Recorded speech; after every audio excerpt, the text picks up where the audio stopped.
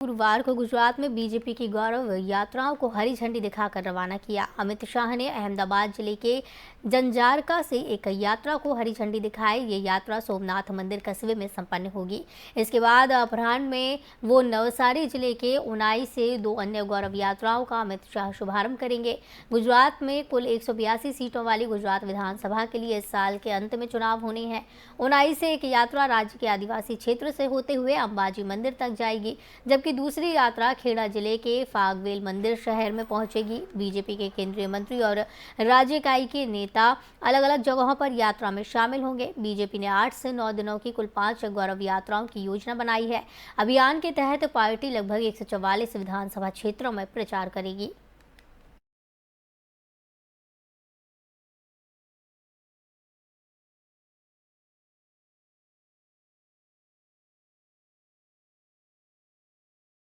आगामी गुजरात विधानसभा चुनाव को लेकर सभी राजनीतिक दल अपनी अपनी बिसातें बिछाने में लगी हैं। 27 साल से शासन कर रही बीजेपी से लेकर आम आदमी पार्टी भी एड़ी चोटी का जोर लगाने में लग गई है। इस बीच चुनाव से पहले ही कांग्रेस को बड़ा झटका लगा है। राज्य में पार्टी के 50 से ज्यादा नेताओं ने इस्तीफा दिया और सेवानिवृत्त हुए हैं। ऊंझा विधानसभा में कांग्रेस में टूट फूट हाल नजर आ रहा है। असंतुष्ट कांग्रेस नेताओं ने इस्तीफा दे दिया है। बताया जा रहा है कि ऊंझा उमिया माताजी संस्थान स्वागत समिति के अध्यक्ष, ऊंझा नगर प्राथमिक शिक्षा समिति के अध्यक्ष दशरथ भाई पटेल ने पार्टी छोड़ दी है। वहीं ऊंझा तालुका पंचायत के पूर्व अध्यक्ष जयप्रकाश पटेल ने भी कांग्रेस का हाथ छोड़ दिया है। इनके साथ ही तालुका की पूर्व पंचायत अध्यक्ष शांताबेन पटेल ने कांग्रेस छोड़ी। पूर्व जिला पंचायत प्रतिनिधि महेश चौधरी ने कांग्रेस छोड़ दी है।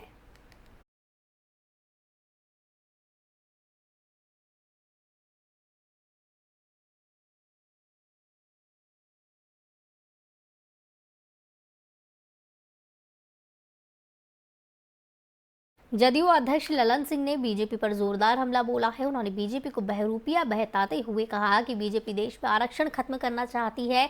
साथ ही उन्होंने कहा कि बीजेपी की कथनी और करनी में बड़ा अंतर है। उन्होंने और क्या कुछ कहा, आइए आपको सुनाते हैं। होने वाला था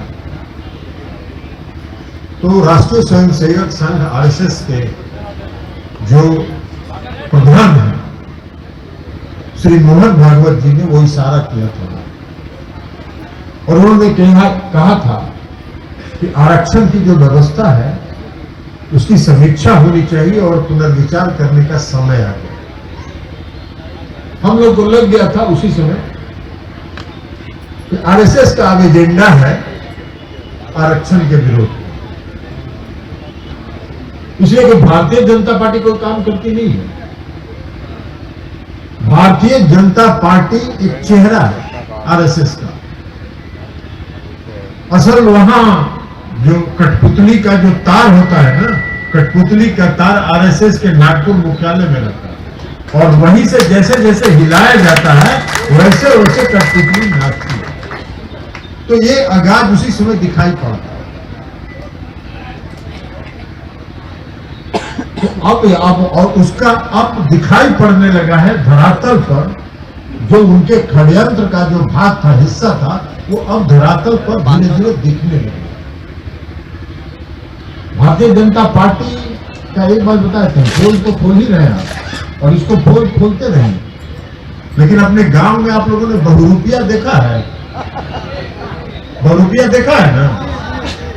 12 दिन तक 12 भेष बदल के गांव में घूमता है। वही हाल है भारतीय जनता पार्टी।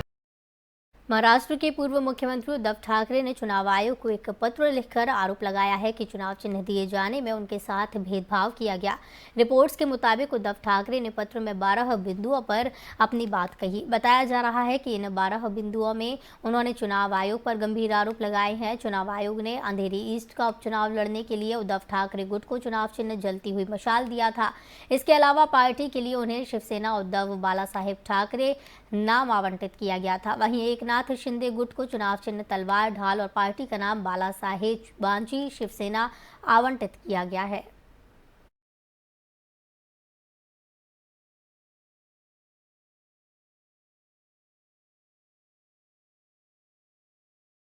मुंबई के एक कार्यक्रम में फारूक अब्दुल्ला ने मोदी सरकार पर जमकर निशाना साधा। उन्होंने बीजेपी सरकार पर आरोप लगाते हुए कहा कि आपसी एकता को तोड़ने की साजिश की जा रही है।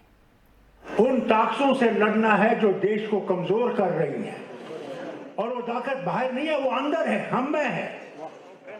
उसको हटाना है, तब आप इस भारत को बना सकोगे, तब ये भारत मजबूत होगा।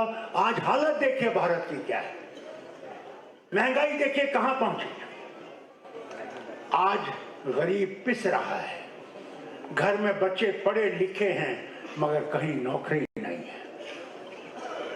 हर चीज, गैस को देख लीजिए, पेट्रोल को देख लीजिए, आप अपनी बिजली की फीस को देख लीजिए, हर चीज जो है इतनी महंगी हो गई है कि आज हम लोगों को आगे दिखता नहीं कि क्या होगा। मगर एक बात कह रहूंगा आपसे, भगवान को कभी छोड़िएगा नहीं।